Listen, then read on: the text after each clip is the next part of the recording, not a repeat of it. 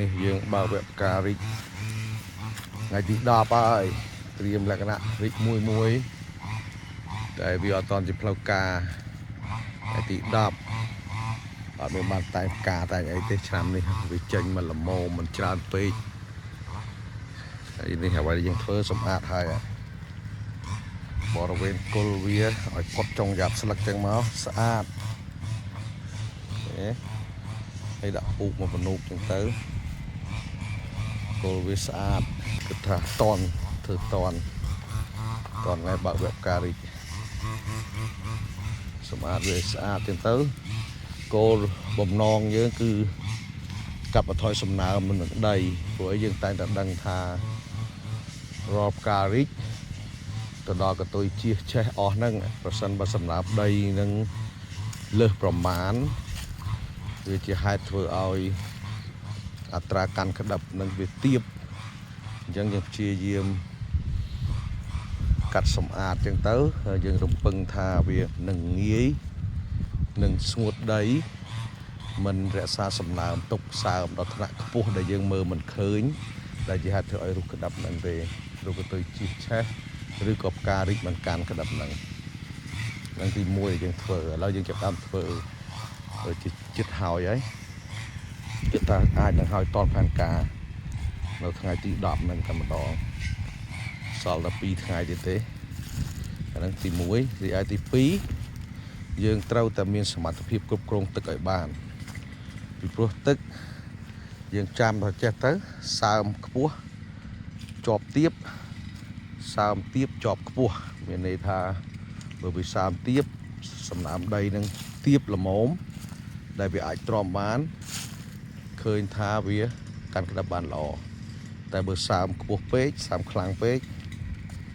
វាកាន់ក្តឹបបានទាបដែរអញ្ចឹងក៏យើងត្រូវតែឆែកតាំងពីទឹកទៀតយើងត្រូវគ្រប់គ្រងតាំងពីរង្វង់ទឹកសាច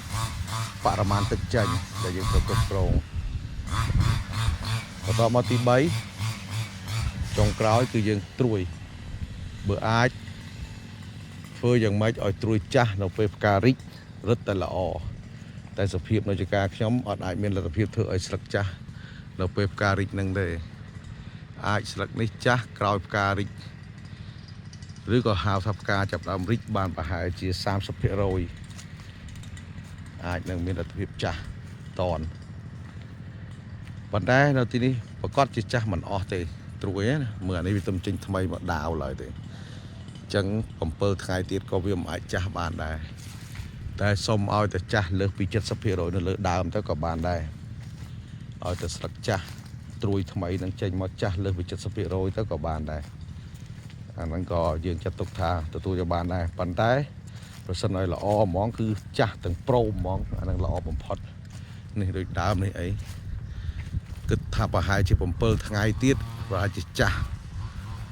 ស្លឹកហ្នឹងអាចមានវ័យចំណាស់លើសពី 70% ហើយនៅលើដើមណាមួយសប្តាហ៍ទៀតណាអញ្ចឹងមួយសប្តាហ៍ទៀតយើងបើកវគ្គការរីកថ្ងៃទី10មួយសប្តាហ៍ទៀតឥឡូវនេះវាស្មើនឹងថ្ងៃទី8 7ថ្ងៃទៀតថ្ងៃទី15អញ្ចឹងតរ៉េនយើងវារីកបើកវគ្គរីកបាន5ថ្ងៃ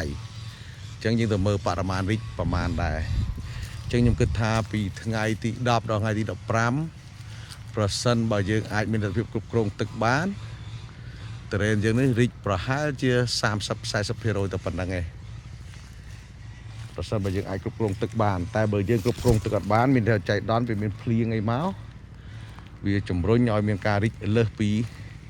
យើងកំណត់ហ្នឹងក៏ថាបានអញ្ចឹងប្រសិនបើវាលើសច្រើនលើសកំណត់ដែលយើងថាហ្នឹងវានឹងអាចអត្រាកាន់ក្តឹបទាបឥឡូវយើងចាប់តាមសម្អាតចិត្តហើយ2ថ្ងៃ3ថ្ងៃទៀតគឺទៅហើយ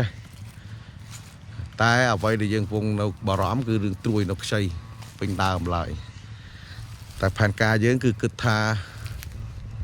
យ៉ាងម៉េចឲ្យវាចាស់យ៉ាងហោចក៏បាន 70% ដែរនៅលើដើមទាំងមូលឬក៏ចការទាំងមូលយើងនឹងក្នុងអំឡុងមួយសប្តាហ៍ទៀតហ្នឹងក្នុងអំឡុងមួយសប្តាហ៍ទៀតហ្នឹងអញ្ចឹងវីដេអូនេះចែកជូនបងប្អូនប៉ុណ្ណឹងអ្វីដែលគួរធ្វើនៅក្នុងចំការ